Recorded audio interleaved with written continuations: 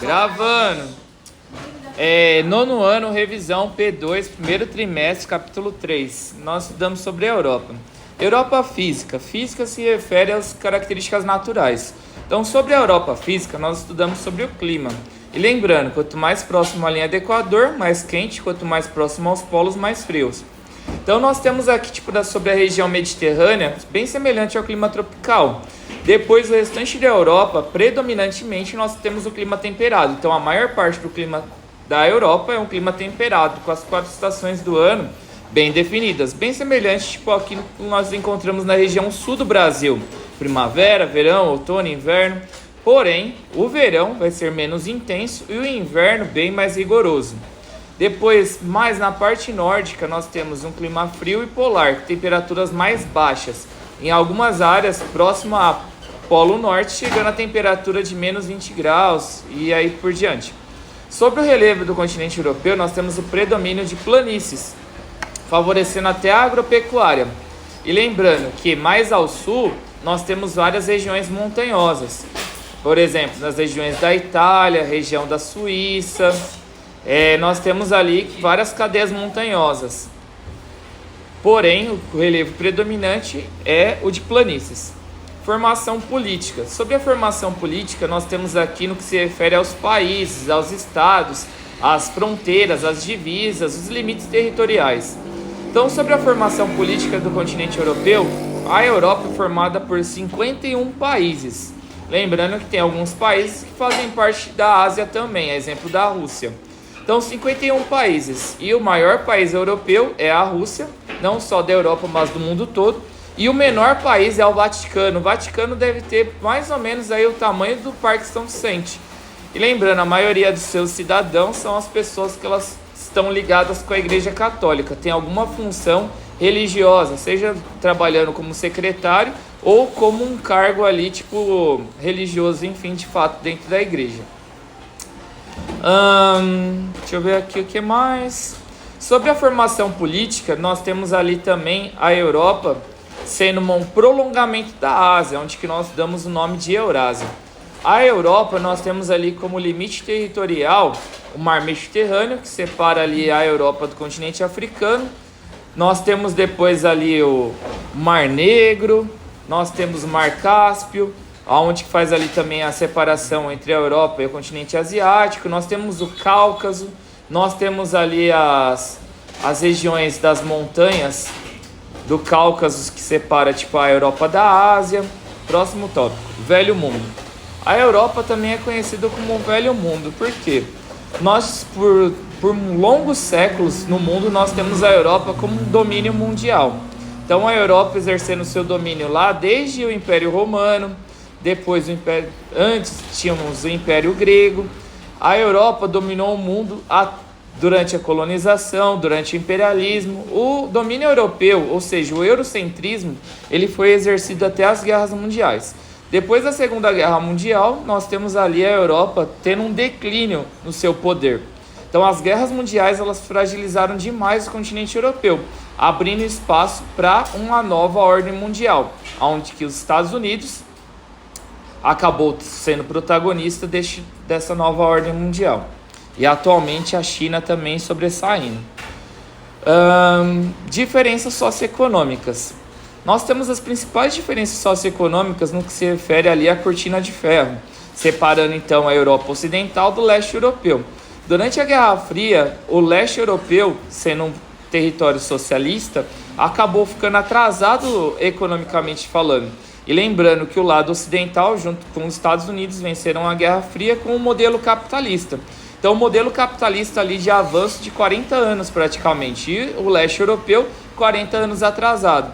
E aos poucos, depois da Guerra Fria, alguns países do leste europeu foram se tornando capitalistas, alguns aderindo também à União Europeia, mas nós temos um atraso no desenvolvimento no que se refere à parte ocidental do lado leste.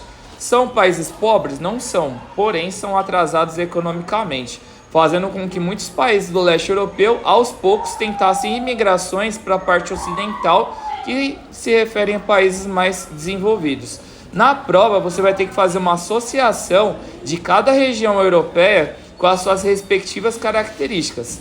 Um exemplo, a parte nórdica. Então, da parte nórdica, nós temos ali o domínio dos vikings, nós temos a política do bem-estar social, até nós vimos em sala de aula um vídeo sobre a Dinamarca, onde que tanto o filho do coletor de lixo quanto o filho do vereador estudam na mesma escola, não sendo necessário escolas particulares, hospitais particulares, pagam impostos altíssimos, porém eles veem a qualidade de vida sendo exercida ali em diversos fatores, tanto na segurança, quanto na saúde, quanto na economia, até mesmo no lazer. Então, a política do bem-estar social é uma característica marcante dos países nórdicos. Depois nós temos a parte leste, que são países ex-soviéticos, que ao longo da sua história adotaram em algum momento o modelo socialista de produção, são menos desenvolvidos comparado aos demais países da parte ocidental. A parte central, tá? A parte central também chamada de ocidental. A parte central, ou a parte oeste do continente europeu, é formado pelas principais potências, a exemplo da França, da Alemanha atualmente, que é o maior país industrializado no continente europeu, uma das melhores economias do continente europeu. Nós temos também da parte central os países do Reino Unido. Então a parte central é considerada como o coração econômico do continente europeu, ou seja, são as potências principais econômicas, os melhores países economicamente para poder se viver. Essa é a principal característica da Europa Central. A Europa Mediterrânea é formada por Portugal, Espanha, Croácia, Turquia, a Grécia. A parte mediterrânea ela é mais focada no turismo em boa parte dos países, a exemplo da Grécia.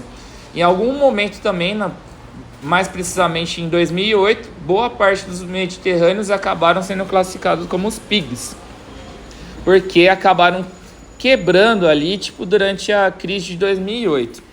Então, essas daqui são as características da Europa Mediterrânea: turismo, os PIGs e... deixa eu ver aqui, próximo tópico. Iugoslávia. O Marechal Tito, no século passado, ele acabou tentando, de forma forçada, gerar ali um novo país no continente europeu, que ficou conhecido como Iugoslávia. E não deu certo. Por que não deu certo? Porque ele tentou juntar países de culturas diferentes. Então, tentou juntar territórios católicos com territórios judeus, com territórios muçulmanos, com territórios evangélicos. Então, essa diferença cultural fez com que várias divergências, conflitos e até guerras ocorressem dentro do seu próprio país. E após o final da Guerra Fria, a Iugoslávia também acabou se desmantelando, se fragmentando, se dividindo. Então, a Iugoslávia atualmente não existe mais. Vários países ali foram formados com o final da Iugoslávia. O movimento separatista, nós chamamos disso, tá? Deixa eu ver. Envelhecimento populacional. A Europa como um todo vive um envelhecimento populacional. Ou seja, a estrutura está envelhecendo. As crianças se tornando jovens, jovens se tornando adultos, adultos se tornando idosos e idosos vivendo cada vez mais. Para que ocorra um envelhecimento populacional, é necessário que cada família tenha abaixo de 2,1 filhos por família, para que não ocorra uma reposição. Quais são os prejuízos do envelhecimento populacional? Teremos menos trabalhadores no futuro. É necessário já em alguns países europeus a abertura para a imigração para compor o mercado de trabalho. Isso acaba levando também uma alteração cultural em várias nações. Alguns xenofóbicos são bem contrários a essa abertura à imigração. Também é necessário uma reforma da Previdência, ou seja, uma mudança na aposentadoria. Lembrando que vocês vão pagar a minha aposentadoria e eu pago a aposentadoria no caso dos seus avós e bisavós. Não é isso somente ocorre no Brasil, mas em vários países do mundo. Então, esse pagamento das aposentadorias, ou seja, a previdência privada, previdência social, ela acaba ficando desajustada por conta desse desequilíbrio no que se refere à demografia populacional. União Europeia. A União Europeia, ela surge depois das guerras mundiais. Lembrando que as guerras mundiais acabaram com muitos países europeus. 3 nações decidiram se unir para ver se melhoravam economicamente após as guerras mundiais, que foi a Bélgica, Netherlands e Luxemburgo.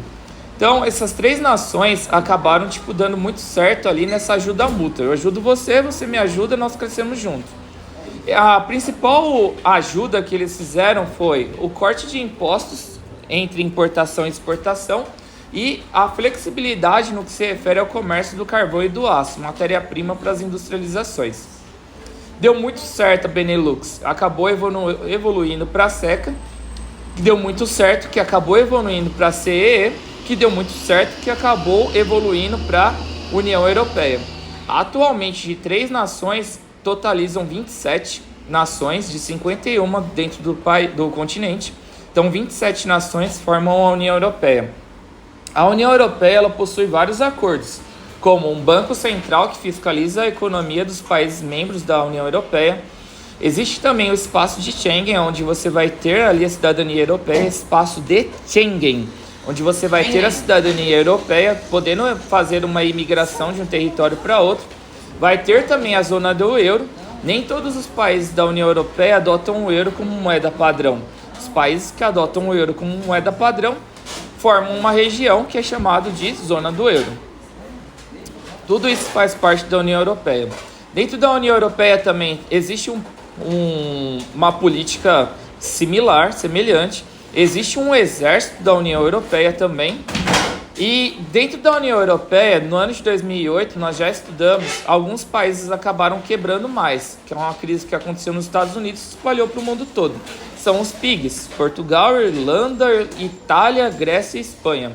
E como membros da União Europeia, um precisa ajudar o outro na economia. Só que, a exemplo, o Reino Unido não era a favor desse auxílio. Daí nós já entramos no próximo tópico, que é o do Brexit. BR de britânicos, êxito de saída. Então, o Reino Unido ele não era a favor de ter que auxiliar os PIGs e também os países do leste europeu.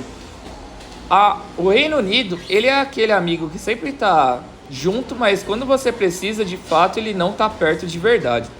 O Reino Unido, por mais que participasse da União Europeia, sempre manteve a libra esterlina, que é uma moeda mais fortificada do que o euro.